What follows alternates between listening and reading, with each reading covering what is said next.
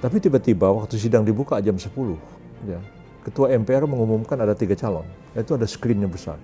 Saya kaget, ada nama Abdurrahman Wahid, ada nama Megawati Soekarno Putri, ada nama saya terakhir.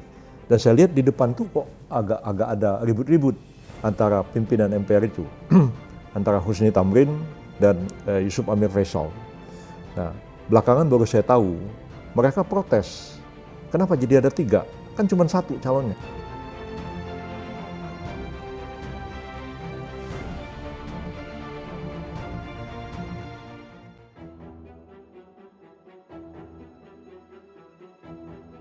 Sebenarnya sih di atas kertas memang MPR itu harus mengesahkan saya secara aklamasi. Ya, karena TAP MPR pada waktu itu menyatakan bahwa untuk menjadi calon presiden itu ada persyaratan-persyaratan tertentu yang harus diserahkan kepada Sekretariat Jenderal MPR.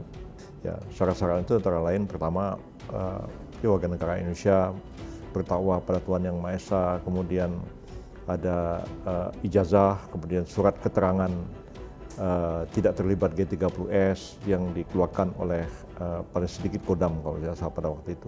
Kemudian ada surat kelakuan baik yang ditandatangani oleh Kapolri, ada surat tidak dalam keadaan pilot dan itu ditandatangani oleh Ketua Mahkamah Agung, ada surat lulus tes kesehatan oleh tim penguji kesehatan RSCM dan lain-lain.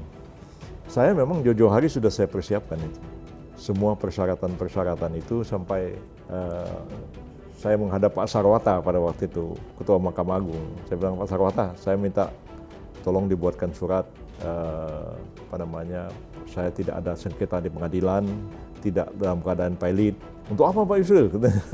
Saya olo-oloin, saya mau maju calon presiden, dia bilang Pak Sarwata ketawa-ketawa beliau sama saya. Tapi diteken sama Ketua Mahkamah Agung pada waktu itu.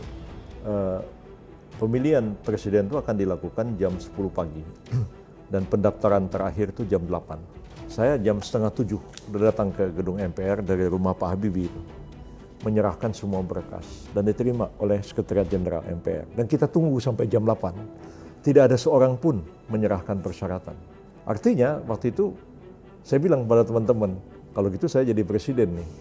Karena menurut TAP MPR kalau satu-satunya calon dia disahkan secara aklamasi. Tapi tiba-tiba waktu sidang dibuka jam 10, ya, Ketua MPR mengumumkan ada 3 calon, itu ada screen-nya besar. Saya kaget, ada nama Abdurrahman Wahid, ada nama Megawati Soekarno Putri, ada nama saya terakhir. Nah, dan saya lihat di depan tuh kok agak ada ribut-ribut antara pimpinan MPR itu, antara Husni Tamrin dan Yusuf Amir Faisal.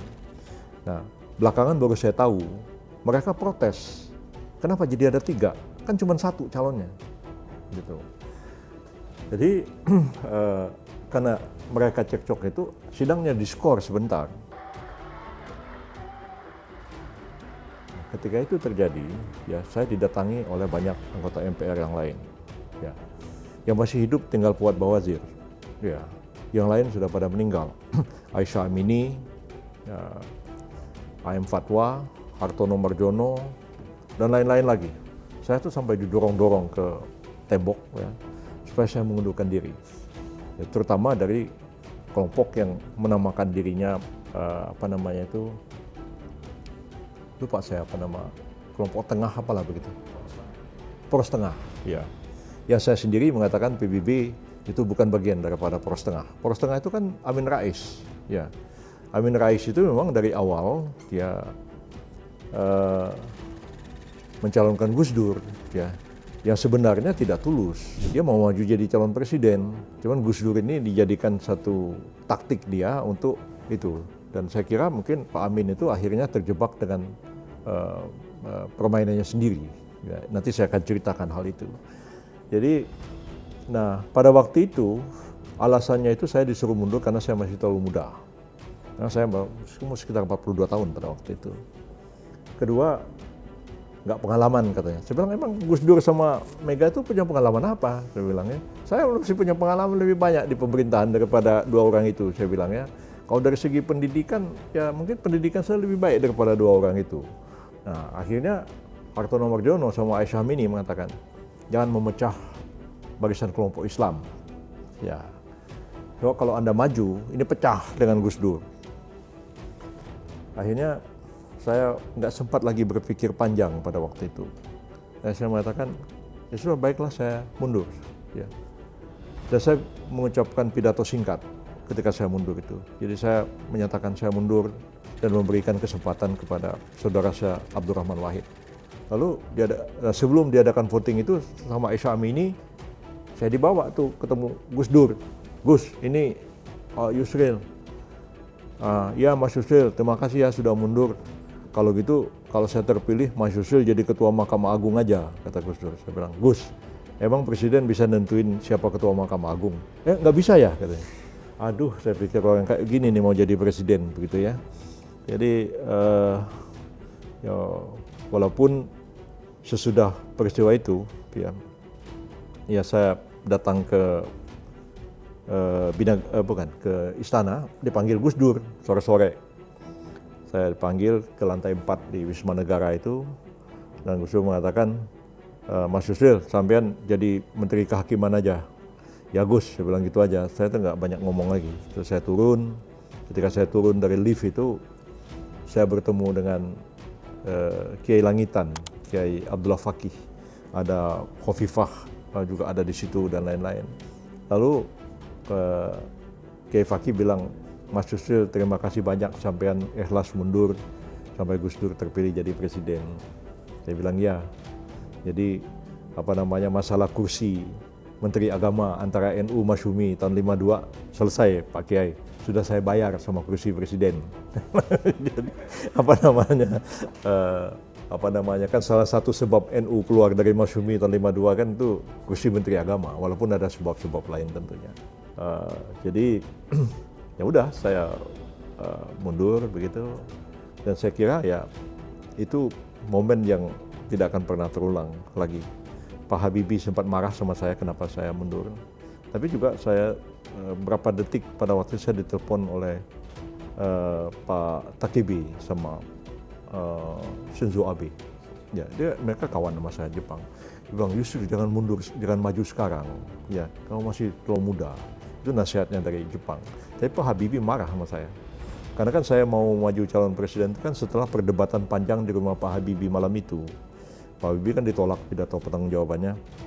Orang-orang masih paksa Pak Habibie mau maju calon presiden. Pak Habibie marah, dia nggak mau. Dan banyak orang ditawarkan jadi calon presiden, nggak ada yang berani. Akbar Tanjung, Hamzah Has, Ginanjar. Akhirnya saya bilang kalau nggak ada yang berani, saya yang maju calon presiden. Pak Habibie terus antarin saya ke depan, dia bilang, Yusril, kamu maju calon presiden, nanti wakil presidennya Wiranto. Kenapa Wiranto? Saya bilang, ya kamu nanti akan menghadapi tantangan, biar militer yang hadapi. Wah, saya pikir banyak hal terjadi pada pagi itu. Ya, itu saya masih ingat peristiwa itu satu demi satu. Jadi, ya itu sekali saya suruh mundur.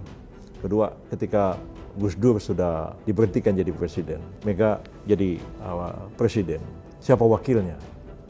Teman-teman dia bilang, Bang Yusril maju aja. Oke, kita maju. Hamzah Has bolak-balik datang ke rumah. Ya, orang-orang NU bolak-balik datang ke rumah, minta Mas Yusril jangan majulah, ya jangan memecah belah umat Islam lagi, mundur lagi 2 kali. Nah sekarang pun sudah banyak yang bilang, Yusril jangan maju deh, nanti ada 2 matahari di kalangan umat Islam. Siapa? Saya bilang, ya Anda sama Anies. Saya bilang, jadi saya ini sudah disuruh mundur lagi untuk ketiga kalinya. Itu yang saya tidak mengerti. Ya. Kenapa selalu seperti itu ya, walaupun saya nggak tahu apakah saya bisa maju atau tidak ya, kelihatannya sih memang berat ya. Memang berat. Dan jadi saya ingat apa omongannya Pak Harto ke saya.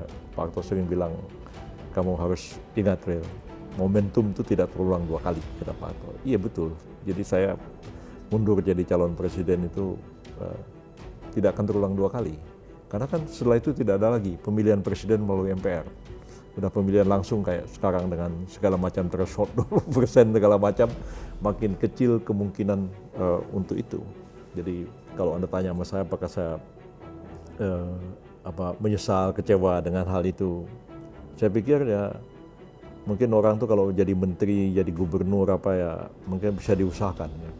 Tapi kalau jadi presiden tuh barangkali memang itu sudah suratan takdir juga, sudah garis tangan juga ya. Karena banyak orang yang kita tidak pikir bisa jadi presiden seperti Gus Dur, ya bisa jadi presiden, ya kan.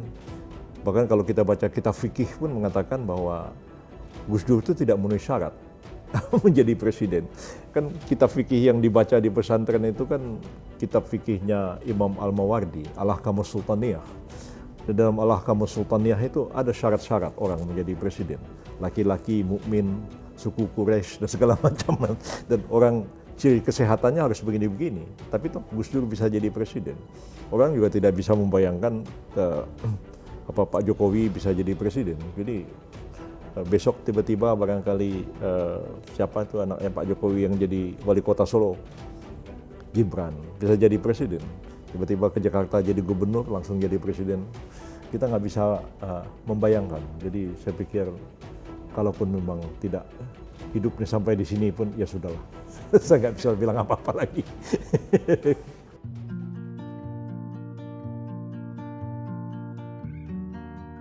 Iya, kalau saya sih sebenarnya bisa berpasangan dengan siapa saja, ya.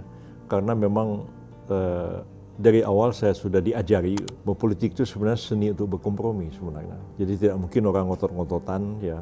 Orang itu harus mencari titik temu di antara perbedaan-perbedaan itu. Pada tahun 2014 pun, 2019 pun sebenarnya wacana itu sudah berkembang kalau maju dengan Pak Prabowo itu. Bahkan pada waktu Ijtima Ulama itu nama saya masuk sebagai salah satu calon presiden pada waktu itu, karena Pak Amin Rais tidak mau. Ya, Amin bilang Yusril aja, dan diterima oleh yang lain. Dan pada waktu itu kita diundang konvensi Ijtima Ulama itu di Hotel Peninsula Jakarta, dan masing-masing orang itu disuruh pidato. Prabowo pidato, saya pidato, yang lain-lain juga pidato. Tapi entah bagaimana ceritanya, tiba-tiba diputuskanlah Prabowo Sandi, kan begitu. Dan kita juga agak heran begitu bagaimana ceritanya. Nah, sementara kalangan habaib itu mengusulkan orang-orang seperti Ustaz Abdul Samad dan lain-lain begitulah. Jadi saya pikir kenapa jadi begini ya? Alasannya karena Pak Prabowo itu tidak mendalam pemahamannya terhadap Islam, maka perlu didampingi oleh kiai-kiai seperti itu. Kalau saya kan dianggap ya barangkali walaupun saya mungkin sedikit banyak mengerti tentang Islam, mungkin dianggap saya bukan kiai, bukan apa begitu. Jadi sesudah itu ya kita tidak tahu bagaimana ceritanya dan ya nggak jadi begitu. Nah, kalau sekarang ini wacana itu hidup lagi, ya, ada bilang oh Yusril pasangan sama Puan aja, ada juga yang wacana begitu, ada yang pasangan sama Pak Prabowo lagi, itu muncul beberapa minggu terakhir ini, ya. Dan kabarnya memang ada pembicaraan tentang itu, walaupun saya sendiri tidak terlibat secara langsung. Tapi intinya sih bagi saya berpasangan dengan siapa saja mungkin aja begitu, sangat mungkin dengan hal itu. Dan kita sifatnya itu kan saling menutupi kelemahan masing-masing dan ya untuk kebaikan bersamalah begitu. Jadi kalau dipasangkan dengan siapapun, apakah menjadi wakil presiden pun sebenarnya saya terima aja keadaan itu. Cerita dari masa lalu itu tidak bisa. Iya, memang politik ini kan terus dinamis ya, dan terus-menerus mengalami perubahan dan mencari format yang baru sesuai dengan perkembangan dan perubahan zaman itu sendiri.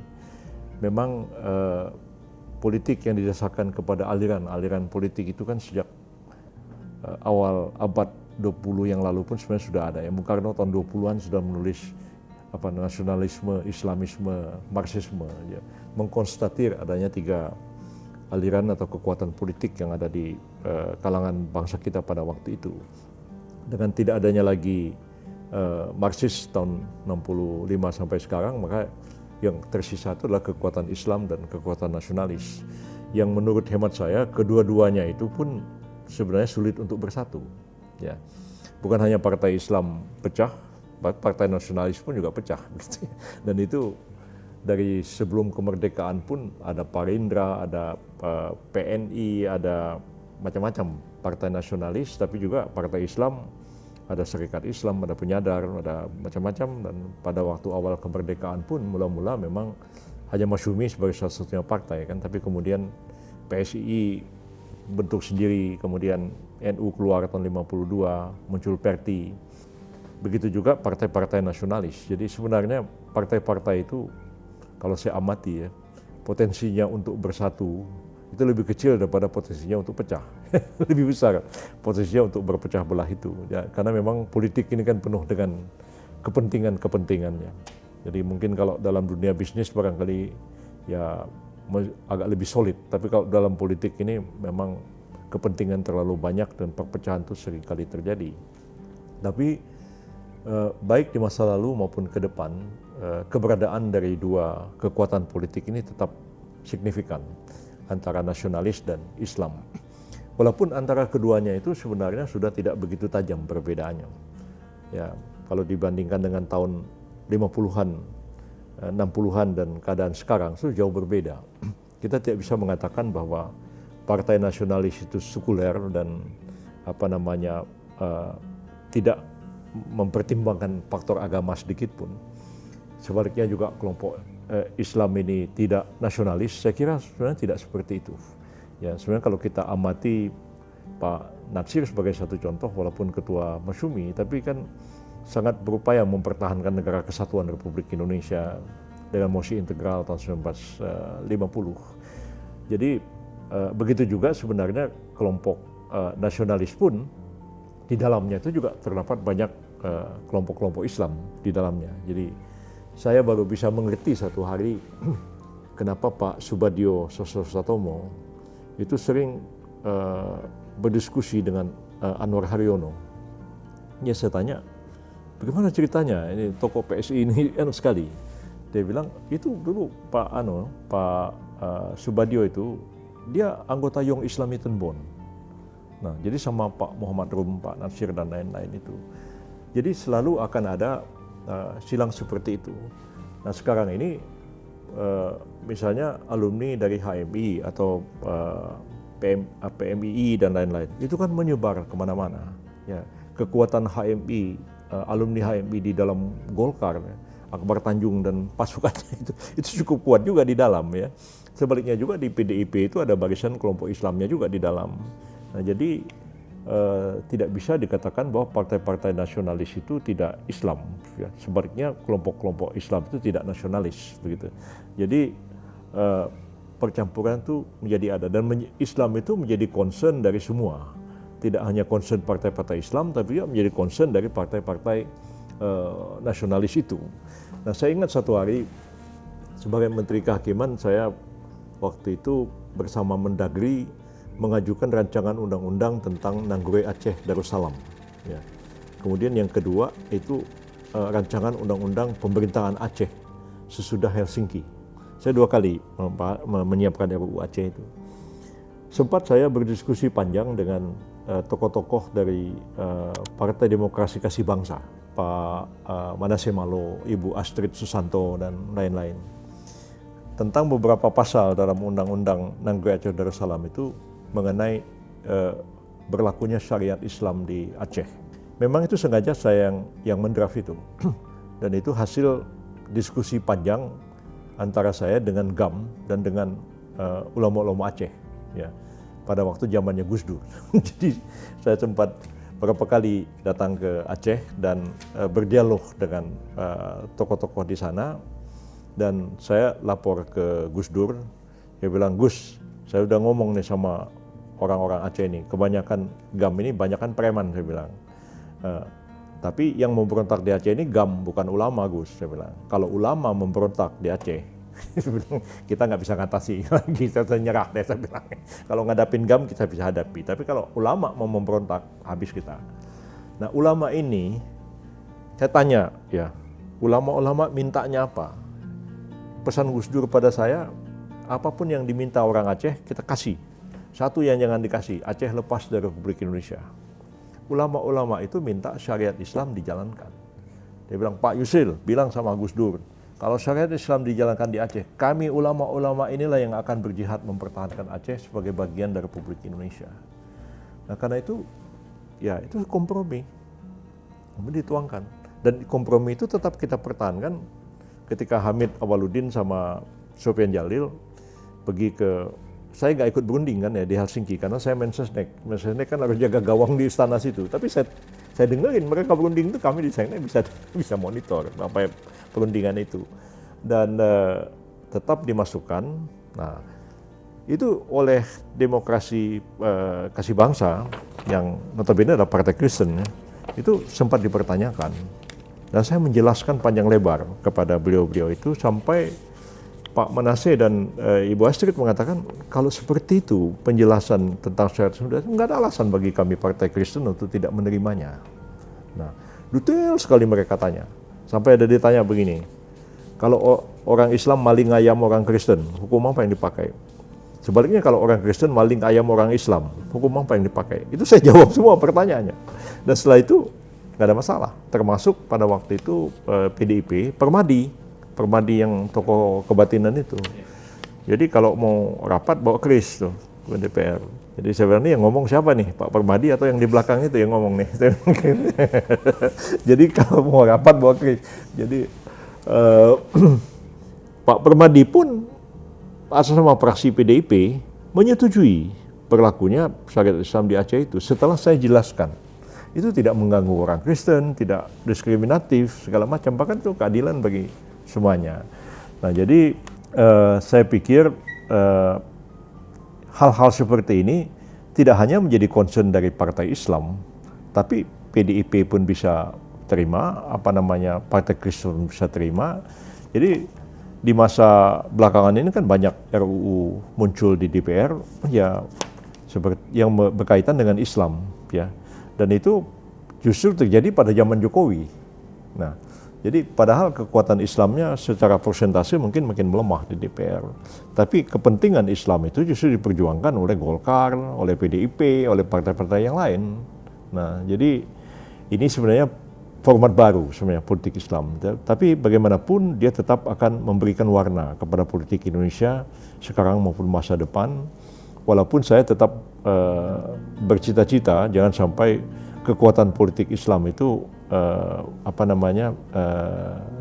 habis sama sekali ya. Jadi saya ingat dulu pada waktu tahun 99 saya bertemu dengan Pak Nurholis Majid dan Pak Harun Kamil ya. Mereka ini di fraksi utusan golongan dan utusan daerah pada waktu itu. Jadi Pak Harun Kamil bilang justru kita calonkan Pak Nurholis Majid aja jadi calon presiden supaya PBB dan P3 mencalonkan Nurholis Majid. Saya bilang dulu Partai Islam Islam yes, Partai Islam no. Saya bilang sekarang nih Pak Nurholis gimana? Kok minta dukung sama Partai Islam? Pak Nurholis dia ketawa. Jadi nah akhirnya dia kan kena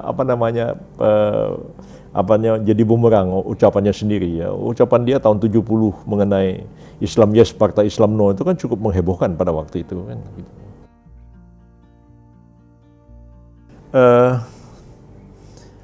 Saya kira sebuah bangsa itu akan mengalami estafet, ya. Karena bagaimanapun orang akan mati kan begitu. Orang-orang yang tadi saya ceritakan sama Anda, ya, tidak ada satupun yang hidup, ya. Termasuk yang terakhir saya sebut Pak Nurholis Majid dan Pak Harun Kamil.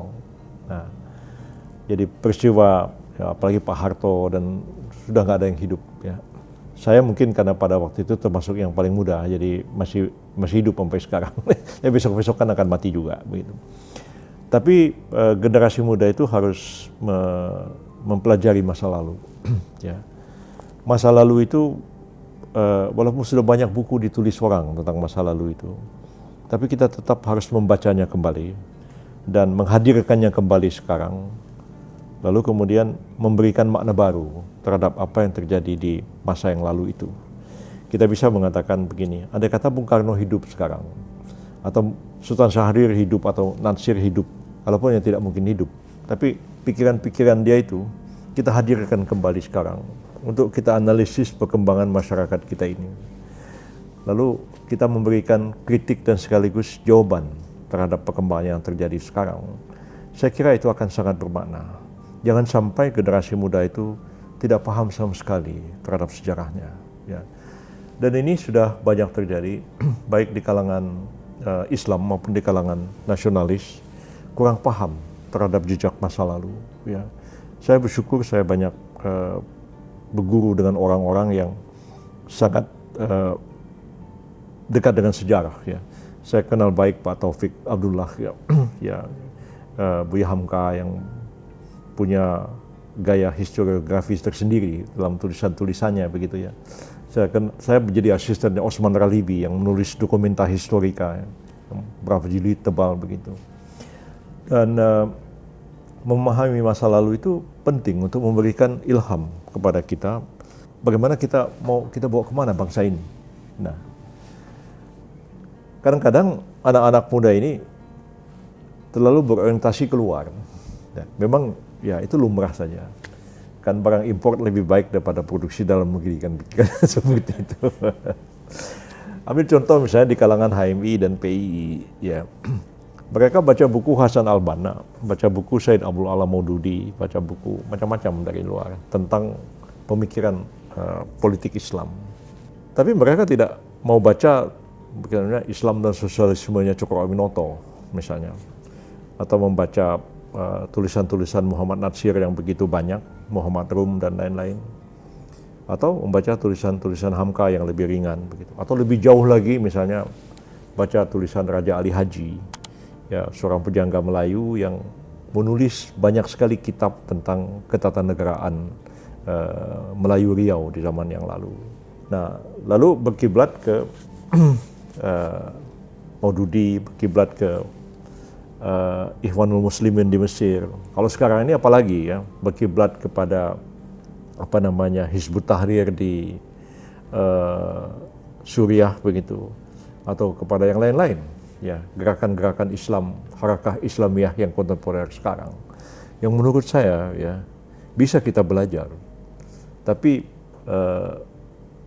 pemikiran itu kan tidak lahir di ruang hampa ya.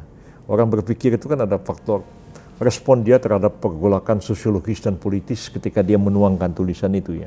Jadi kalau kita baca tulisan Bung Karno atau tulisan Nasir begitu, atau kita baca tulisan Syahrir perjuangan kita begitu, itu kan dia merespon pergolakan dia dan menjawab bagaimana jalan keluar ini. Jadi kan seorang pemimpin itu kan orang yang harus mengerti persoalan-persoalan fundamental yang dihadapi oleh bangsanya, dan dia memformulasikan problema-problema itu dan memberikan satu solusi yang cerdas untuk mengatasinya. Kalau nggak memenuhi syarat itu, menurut saya orang itu ya baik nggak usah jadi pemimpin. Terpilih jadi presiden tapi terus bingung apa yang mau dikerjakan ya jadi presiden ini. Kita celaka kalau begini, bangsa ini begitu. Jadi harus ada satu wawasan pemikiran terhadap masa lalu itu. Jadi apa yang dilihat di Timur Tengah, Asia Selatan dan lain-lain itu belum tentu cocok dengan apa yang ada di Indonesia ini. Kita punya problem sendiri dan tidak ada orang yang mengerti kita kecuali kita sendiri. Ya, bisa aja lah kita baca buku-buku orang asing yang Indonesianis yang mempelajari Indonesia, mungkin dia banyak informasi dan pemahaman. Tapi yang lebih menjiwa itu kita sendiri sebenarnya.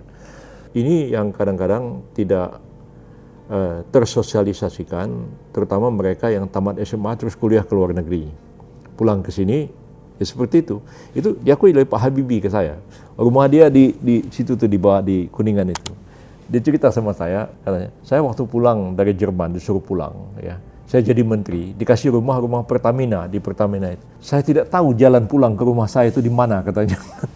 Bapak saya. Satu hari juga Pak Habibie waktu dia jadi presiden, dia kata, Yusril tinggal di mana? Saya bilang, saya tinggal di Ciputat. Di mana Ciputat itu? Begini. Saya katanya tidak mengerti jalan, tidak lebih daripada rumah saya di Kuningan sampai ke PPT dan ke istana ini. Lebih dari itu saya tidak mengerti jalan. Nah, Pak Jokowi pun mengalami hal yang sama. Ya.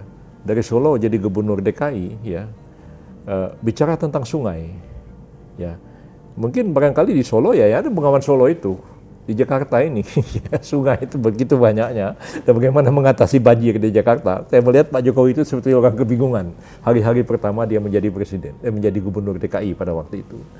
Nah, saran saya kepada generasi muda ya, kita menimba ilmu dari mana-mana ya, tapi kita harus mengaplikasikannya dengan situasi dan kondisi yang dihadapi oleh bangsa kita ini. Saya sendiri juga dulu waktu belajar hukum ya, saya selalu diketawain sama teman-teman yang di kalangan pesantren. Katanya, Yusril, kamu itu belajar apa di Fakultas Hukum UI itu belajar hukumnya Belanda, katanya bilang. Saya bilang, siapa bilang saya belajar hukum Belanda? Ya, saya belajar hukum Islam juga, saya bilang ya. Jadi saya mencoba mengkombinasikan antara kakek saya dengan ayah saya. Kakek saya itu orang konservatif, ya. Ada fotonya tadi di situ, orangnya pakai sorban begitu ya, orang sufi, ya. Walaupun dia seorang bangsawan sebenarnya. Jadi sufi dan itu mengharamkan huruf Latin. Ya, lampu listrik itu sama kakek saya haram.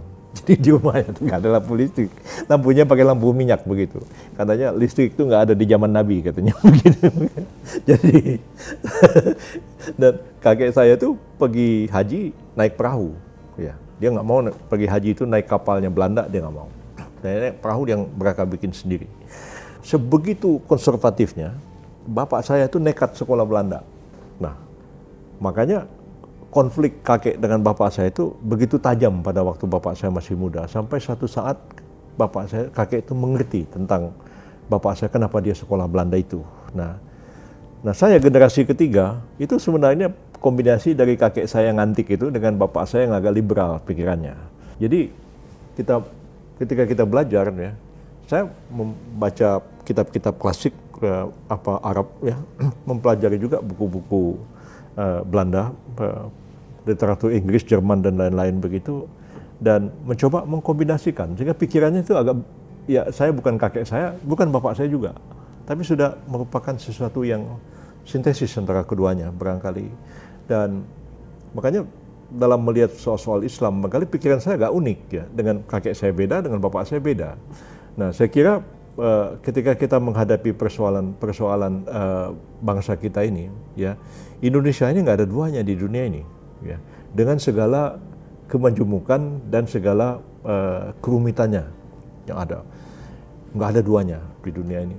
Dan karena itu kita harus mengerti betul ya spirit problem yang dihadapi oleh bangsa kita ini, dan kita harus mencari satu solusi yang paling tepat untuk di sini. Nah kalau Pak Habibie itu dulu dia mengembangkan, dia kembangkan LIPI, kembangkan Batan dan lain begitu ya, melakukan research di bidang nuklir, tapi dia punya BPPT. Jadi teknologi ini sebelum diterapkan tuh diuji dulu, ya. Makanya Badan Pengkajian dan Penerapan Teknologi yang paling sesuai dengan kita, yang paling cocok dengan kita. Jadi itu adalah pertimbangan-pertimbangan yang saya kira mesti sangat wise kita lakukan.